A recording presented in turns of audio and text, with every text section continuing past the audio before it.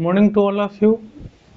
जैसे कि पिछले क्लास में हम लोग अध्ययन कर रहे थे भौगोलिक विचारधारा के बारे में या भौगोलिक चिंतन के बारे में।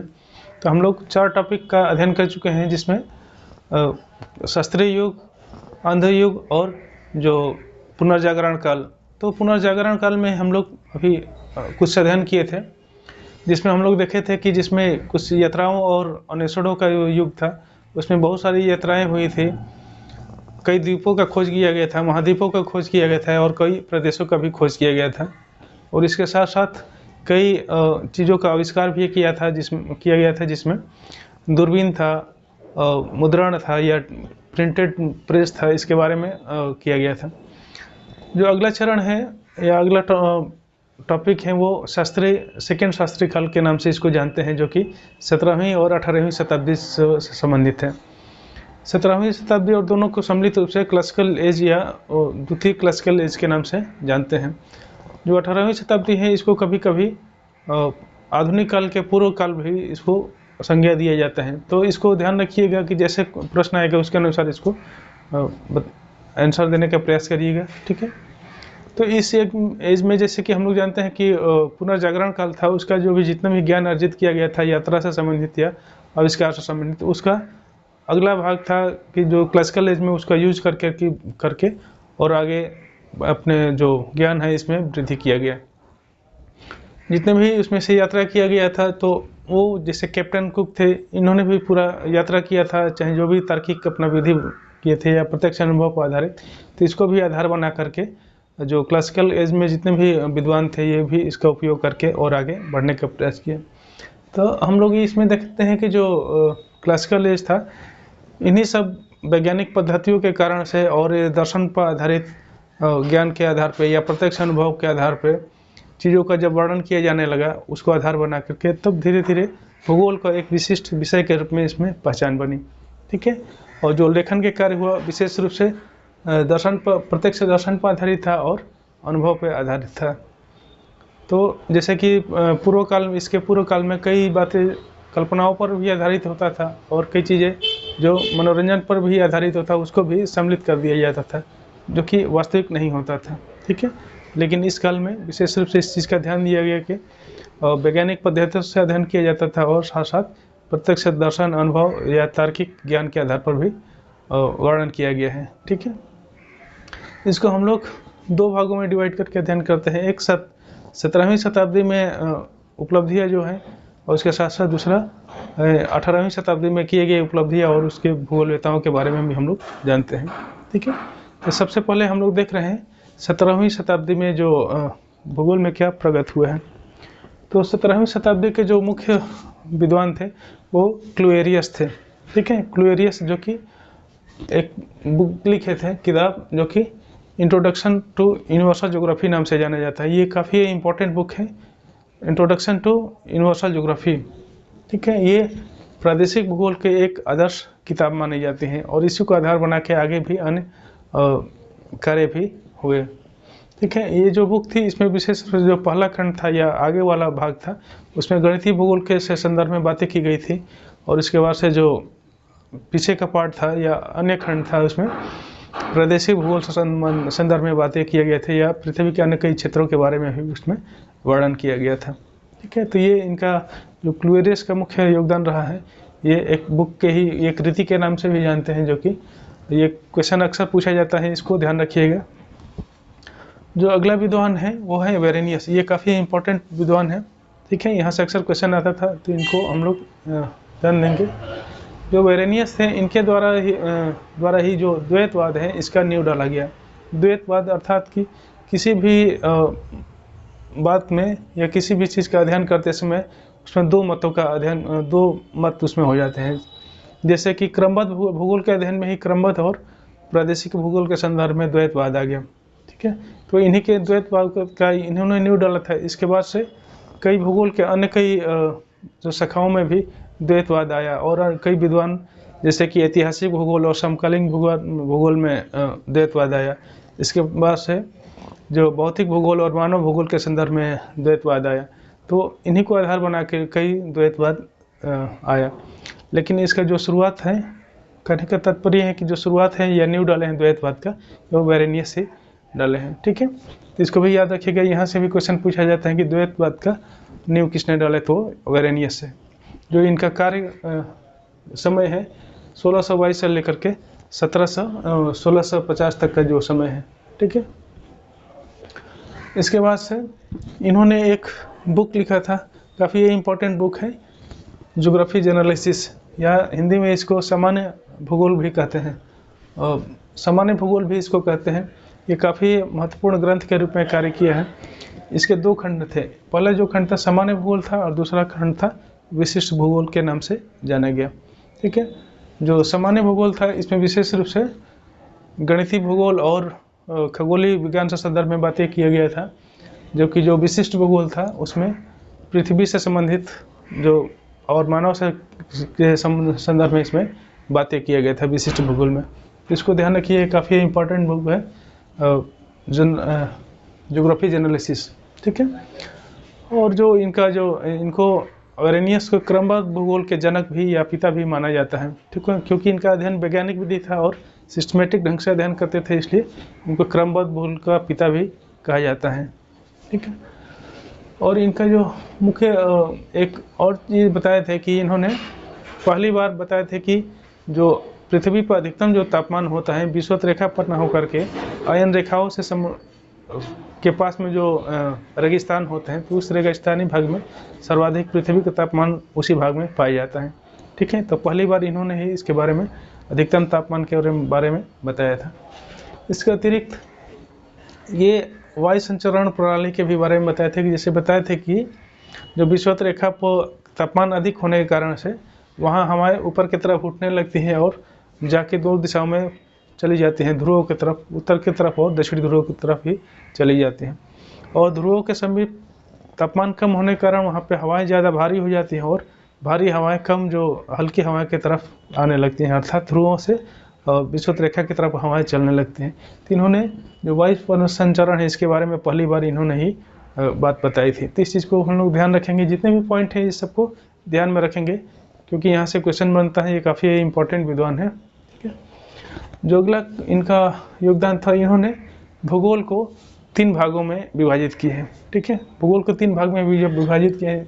जो पहला भाग था, 3 भागों में, पहला भाग था निरपेक्ष भाग, इसको माने कहा जाता था, दूसरा सापेक्ष भाग और तीसरा तुलनात्मक भाग। ये 3 भागों में इन्होंने बंटवारा किया था।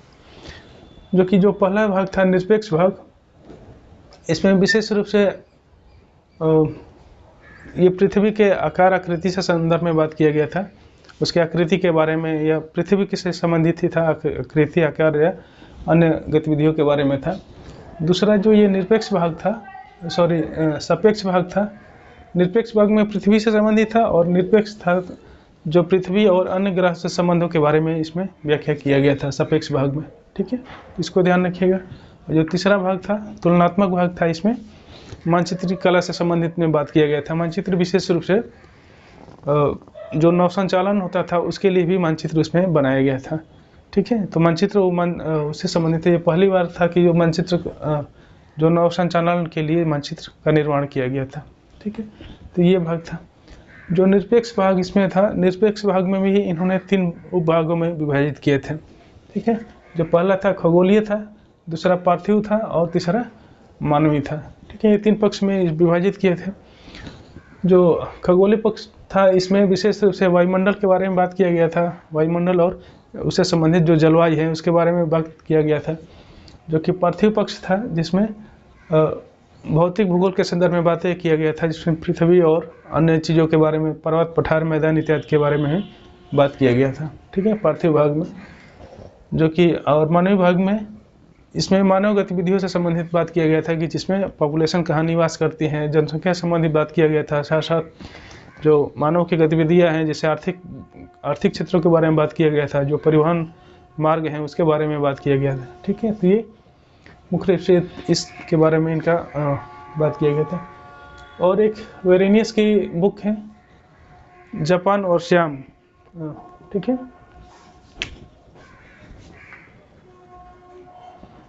जापान एवं श्याम का भौगोलिक वर्णन। ठीक है, ये बुक का नाम याद रखिए, ये भी इम्पोर्टेंट है, इसमें दिया नहीं है, जापान और श्याम का भौगोलिक वर्णन। ये भी इनकी इम्पोर्टेंट बुक है। तो ये रहा वारेनियस का योगदान। अब हम लोग देखते हैं कि 18वीं सदी में भूगोल संदर्भ में क्या क्या विकास हुआ था। ठीक है, तो जैसे कि 17वीं शताब्दी के बाद से जो 18वीं शताब्दी में इसमें काफ़ी ज़्यादा परिवर्तन आया, अमूलचूल परिवर्तन आया। जो भूगोल के अध्ययन का पद्धति था या फिर उसमें जो सोचने विचारने का ढंग था, इसमें काफ़ी ज़्यादा परिवर्तन आया। परिवर्तन मुख्य रूप से इसमें राजनीतिक सांख्यिकी विचारधारा का भी प्रवेश हुआ, अर्थात जो प्रदेशों का जो विभाजन किया जाता था या सीमाओं का सीमांकन किया जाता था, तो उसमें राजनीतिक चीज़ों को ध्यान में रख करके किया या राजनीतिक रूप से उसको विभाजन किया जाता था। ठीक है, राजनीतिक चीज़ों को अपने ध्यान रखे सीमांकन किया जाता था। इसके जो मुख्य विद्वान थे या प्रवर्तक थे, बुस्चिंग थे। ये भी इम्पोर्टेंट है, इसको जो देखिएगा, जो बुस्चिंग है वो डायरेक्ट यहाँ से क्वेश्चन पूछा जाएगा। इससे एक ही क्वेश्चन नहीं बनता यहाँ से, ये राजनीतिक सांख्यिकी विचारधारा के प्रवर्तक कौन है या इससे संबंधित है, तो बुस्चिंग है। ठीक है, इसके बाद से अगला है शुद्ध भूगोल। शुद्ध भूगोल का एक संकल्पना है, या जिसमें माना जाता है कि जो प्रदेश का प्राकृतिक सीमाओं का सीमांकन किया जाएगा, तो उसमें प्राकृतिक चीज़ों का ध्यान में रखे करना चाहिए। प्राकृतिक चीज़ मतलब कि पर्वत पठार हो सीमांकन में, या फिर जो नदी है इसको आधार बनाया जाना चाहिए, या फिर जो वन है क्षेत्र है उसको आधार बनाया जाना चाहिए। ठीक है, प्रादेशिकरण के लिए। इसके अतिरिक्त ये बुआसे थे, इन्होंने इसका भी प्रवर्तक तो कई लोग थे इसमें, जो शुद्ध भूगोल से संबंधित है कई लोग थे, जिसमें बुआचे हैं, गेटेरर हैं, जूने हैं और एक है होमेर। चौथे विद्वान है होमेर। ठीक है, ये 4 विद्वान हैं विशेष रूप से। जो बुआचे का मानना ये था कि जो प्रदेश का विभाजन करते समय या सीमांकन करते समय उच्चावच का ध्यान रखना चाहिए। उच्चावच में तो जैसे पर्वत हुआ, पठार हुआ, मैदान हुआ, ये उच्चावच में कहा जाता है, तो इसको ध्यान में रख करके करना चाहिए। जबकि गेटेरर थे, एक पुस्तक लिखे थे, ये संक्षिप्त भूगोल के नाम से जानते हैं। ठीक है, संक्षिप्त भूगोल नाम का एक ग्रंथ लिखे थे। तो इनमें उन्होंने बताया था कि ये इसको भी प्राकृतिक चीज़ों को ध्यान में रख करके करना चाहिए, जिसमें बताए थे। इसी बुक में इन्होंने प्राकृतिक प्रदेशों का विभाजन किया था। ठीक है, प्राकृतिक प्रदेश क्या होता है, जैसे कि हम लोग आज इसमें पढ़ते हैं, तो सबसे पहली बार इन्होंने प्राकृतिक प्रदेश के बारे में इस किताब में ही वर्णन किया था। इसके बाद से ये जो जूने महोदय थे, जूने महोदय भी काफ़ी इम्पोर्टेंट है। इन्होंने ही जो सीमांकन करने के लिए, प्रदेशों का सीमांकन करने के लिए बताए थे कि मानव गतिविधियों को भी उसमें शामिल करना चाहिए। जो पृथ्वी से संबंधित जितनी भी प्राकृतिक चीज़ें हैं वो तो शामिल हैं, साथ साथ जो मानव गतिविधियों या मानव से संबंधित मानव और पशु का जो संबंध है उसको भी ध्यान में रख करके करना चाहिए। ठीक है, तो इसको भी ध्यान रखेंगे। होमेर भी शुद्ध भूगोल से संबंधित ही भूगोल लेता है।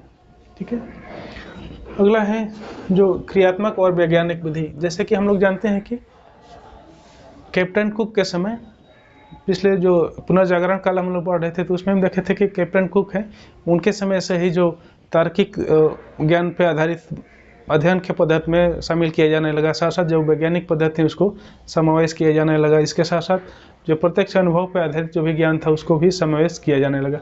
तो उसको क्रियात्मक और वैज्ञानिक विधि के नाम ही जानते हैं। ठीक है, यहीं से जो शुरुआत हुआ, कैप्टन कुक से ही शुरुआत हुआ। इसके बाद से जो शुरुआत न्यू यही डाले थे, इसका डायरेक्ट यहाँ से क्वेश्चन पूछा था, क्रियात्मक और वैज्ञानिक विधि पद्धति के जो न्यू डाले थे कौन थे, तो वो कैप्टन कुक थे। लेकिन इसके बाद भी ये फास्टर जो थे लोग, जिन्होंने इसका ज़्यादा प्रचार और प्रसार किया, जो कि फास्टर बंधु 2 लोग थे, पिता पुत्र थे, एक जॉर्ज फास्टर थे और एक उनके जो पुत्र थे वो भी, उनका भी फास्टर नाम था, आगे DF फास्टर करके थे। तो वो इन्होंने प्रचार करने का काफ़ी प्रयास किया। इसके बाद से जो एक विद्वान है लोमोनोसोव, जो कि रूस के एक विद्वान है। इन्होंने भी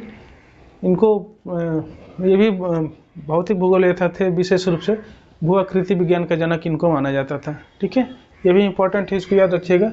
लोमोनोसोव को भू आकृति विज्ञान के जनक है। इसमें इनका कथन ये था कि जो ये सबसे पहले इन्होंने ही बताया था कि जो पृथ्वी पर स्थल स्वरूप है, स्थल स्वरूप अर्थात जो पर्वत पठार है, मैदान है, ठीक है, उसका जो निर्माण होता है पृथ्वी के जो आंतरिक और बाह्य क्रिया के फलस्वरूप होते हैं। ठीक है, जैसे कि आज हम लोग पढ़ते हैं कि इंडोजेनेटिक और एक्सोजेनेटिक फोर्स के बारे में पढ़ते हैं, तो वहीं एक्सोजेनेटिक मतलब कि बाह्य क्रिया और आंतरिक क्रिया मतलब कि इंडोजेनेटिक फोर्स के बारे में डिस्कस किए थे। तो पहली बार इन्होंने ही बताए थे इसके बारे में। इसके अतिरिक्त इन्होंने आर्थिक भूगोल शब्द का भी सबसे पहली बार इन्होंने ही प्रयोग किया था, आर्थिक शब्द का। ठीक है, तो इसको भी इनके बारे में ध्यान रखिएगा। लोमोनोसोव। एक थे रोमजो,